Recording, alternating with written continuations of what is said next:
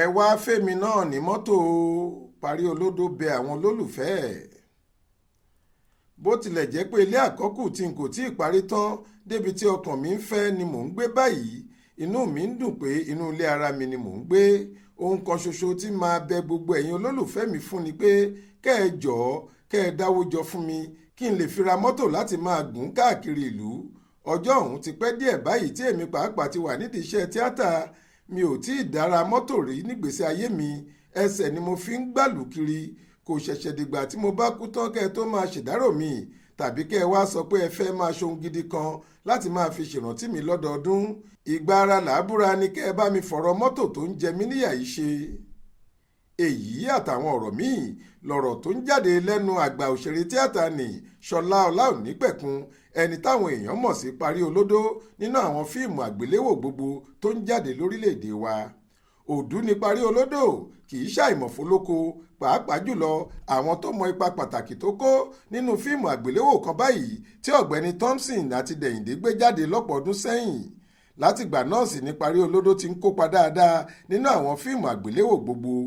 Nínú fídíò oníṣẹ́jú díẹ̀ kan báyìí tí òṣèré náà ṣe síta lọ́jọ́ ajé Monday ọjọ́ 19 oṣù kẹfà ọdún 2023 yìí ló ti ń rawọ́ ẹ̀bẹ̀ sáwọn aráàlú, pàápàá àwọn olólùfẹ́ rẹ̀ gbogbo tí wọ́n wà nílẹ̀ yìí àti lókè òkun pé kí wọ́n ṣèrànlọ́wọ́ mọ́tò fóun náà gẹ́gẹ́ bí wọ́n ti ṣe fáwọn bíi ìyá gbóǹkan àti lálùdé tí wọ́n fún ní mọ́tò láìpẹ́ yìí. Pariolodo ní, mi ò tọrọ ohun tó pọ̀ jù lọ́wọ́ yín rárá, mo sì mọ̀ pé ẹ lè ṣe é fún mi ni mo ṣe ń béèrè rẹ̀ lọ́wọ́ yín báyìí. Bí mo ti ṣe ń gán mọ́tò káàkiri nígbà gbogbo tí mo bá ń lọ sí location yìí kì í ṣe ohun tó dáa rárá.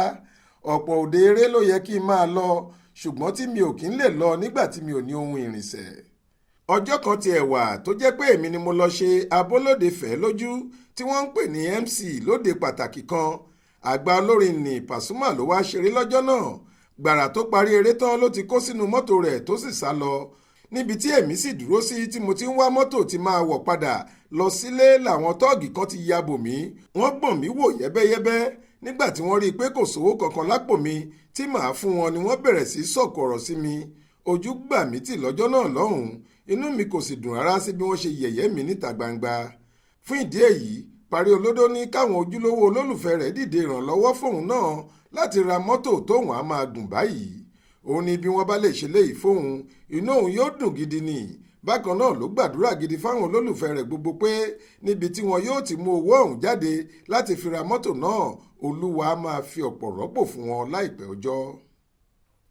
Adéwálé Adéoyè ló ṣàkójọ ìròyìn yìí fún iléeṣẹ́ tẹlifíṣàn Aláròye online. Faith Adébọ́lá ló kà á sétí ìgbọ́ yín.